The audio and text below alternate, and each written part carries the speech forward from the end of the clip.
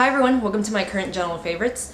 So before I start, I just want to put it out there, the Grand Prix is upon us in Long Beach, so I live downtown, pretty close to the racetracks, so you're going to hear a lot of cars coming and going, revving up, whatnot. And there's also the free to exhibit at the museum right next door, so you're going to hear a lot of cars going around. But I really wanted to shoot this video, so I just thought I'd do it anyway. So the first thing I want to talk to you guys about is kind of strange. It's my mattress. It's this here. I bought this off tuftneedle.com. They have amazing reviews on Amazon, so I just thought, well, I love Amazon. I completely trust them, so might as well just purchase a mattress off of this company. So basically, it's a 5-inch tatami, like a Japanese style mattress, which you can roll up, bring with you.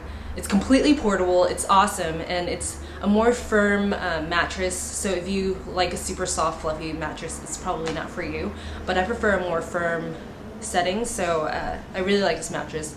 It's completely risk-free as well, so I've been trying to get like a lot of my friends to try it out. But basically, yeah, for 30 days, if you don't like it, then you call them up and they send out the Salvation Army to come pick it up for you, so you don't actually have to send it back. They have someone pick it up for you. And the cool thing about it is that it's only $400 for a queen-size mattress, which is amazing in comparison to other mattresses. Even IKEA mattresses are so much more expensive than $400. And they also use a friend referral program, which is what I used when I got my mattress. My boss actually recommended it to me, so I got $30 back, and she got $30 back as well. So if you say, hey, so-and-so referred me, then you guys both win. But yes, I'll leave all the information in the down bar so you guys can read up on it, read the reviews, the research, and all that stuff. So if you are interested, if you move around a lot, this is great for portability. So yeah, definitely check it out. So you guys may know I love plants. I have a ton of plants. I did a video a little while ago where I showed you guys all my indoor plants as well as my herbs. But recently I moved into this new studio, as you can see, and a studio is essentially just an open space. There's no like division between your living room and your bedroom and whatnot. So what I've been doing is hanging my plants to make it feel like I have more vertical space, or more space in general. So I bought these macrame hangers, which you can totally make yourself. There's some videos online. I'll try to find it and link it down below for you. But yeah, you can totally make it yourself and then hang up your plants so that one, you have a cool display piece, and two, you have more space to get more plants and fill it up, I guess.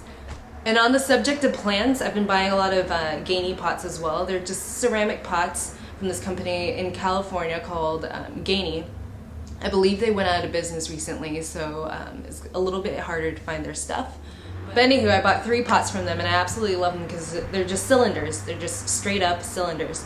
So it's not fussy, it's not too much, it's kind of minimal, and it makes your plant really stand out. So I absolutely love Gainey Ceramics. Also, on the subject of plants, I discovered this DIY self-watering plant situation. What you do, because I collect a ton of these glass bottles, and I never really know what to do with them. I just use them as a display. So recently, I've been filling them up with water and then taking a really thick, or just anything that you can wick the water through to your plant. So this is like a self-watering system. So what happens is that the water just goes through and it wicks its way all the way to the end, which is totally damp right now. It just works really fast. This is like a piece of twine, which I find is the most effective. What I do is I take a flathead screwdriver and I plunge this all the way down to the root of the plant, and it just waters it. This is completely free.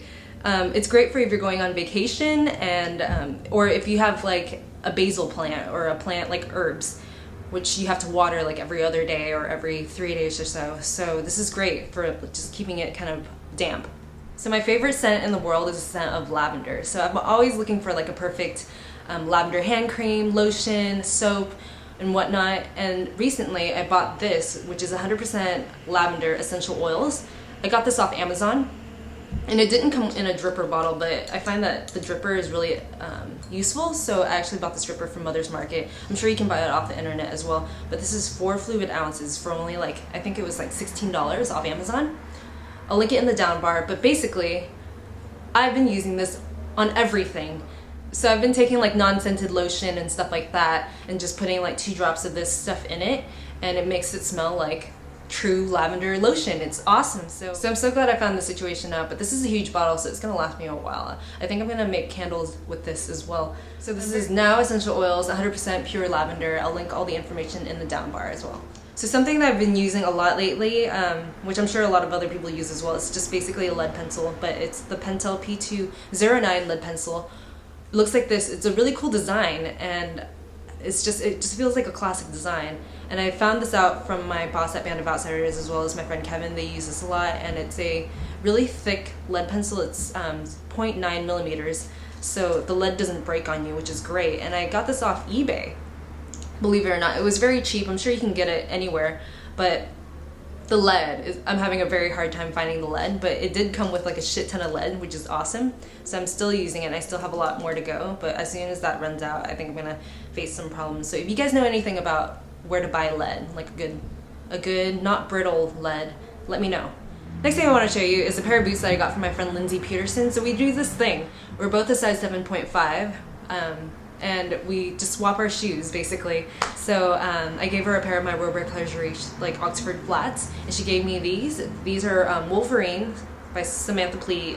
It's like a collaboration between Wolverine and Samantha Pleet, but they made this boot, and I believe it's called the Blixen.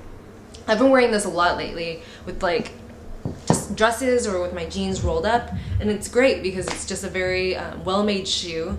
They're called the Wolverine 1,000 Mile shoes, which I believe were made originally for men, like workwear shoes for men.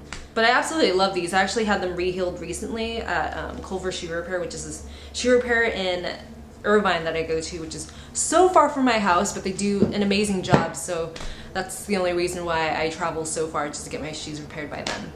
A pair of jeans that I've been wearing a lot lately are from 100. They're high-waisted jeans. I believe they're called the Bridget or Brigitte, but they're great because they have like double pockets, they're high-waisted, they're super dark, and they're very minimal. The back pockets are just plain. There's no embellishments on it, which I can't stand whenever pockets have embellishments, but they're really big pockets, and they're just black, they're thick. They're a very good quality pair of jeans, and I really like the fact that they're high-waisted, so whenever I bend over you don't see my crack situation. And yeah, I've been wearing these a lot lately, so I decided to share them with you. But everyone needs a pair of like dark jeans or black jeans, so these have been my go-to lately, and I got these from my work from 11thmoon.com, and I absolutely love them. I've been wearing them like every day. So something that I've been really investing my time into, that I started a few days ago, which I'll probably actually do a full-length review in about maybe a month or two, because when it comes to skincare, I think it's important that you wait on it for a little while just to see how your skin reacts, because if you've only been using something for a few days and you recommend it, you never know what would happen in like a couple of weeks. You might have an allergic reaction or something like that. But anyway, I was sent a few products from First Aid Beauty, which is this company right here. You can get it at Sephora, but I was sent a facial cleanser, a repair cream, like a face serum, a purifying mask, 2 types of wipes or pads. I have one that's like just a regular one and like one for acne, and then this eye cream. But I've been using every single thing, like every day. Not the peel. The peel I've only used like once because I feel like it's more intense. But so far so good. I actually really like it, because before this I didn't have a face routine and I was breaking out quite a lot, like around my chin and like around my hairline, and it was just not good. Out of nowhere, like I wasn't breaking out at all, and then out of nowhere, like maybe a month ago, I started breaking out like here and there. So now that I have a routine, I feel like I have a little bit more control over my skin. So yes, those are my current general favorites. Thank you so much for tuning in, and thank you for putting up with the noise from the Grand Prix in the background. Nothing I can do about it. And I will see you guys in my next video. I'll link all the information in the down bar to all the products I can think of. Thank you so much for watching. I'll see you guys in my next video. Bye.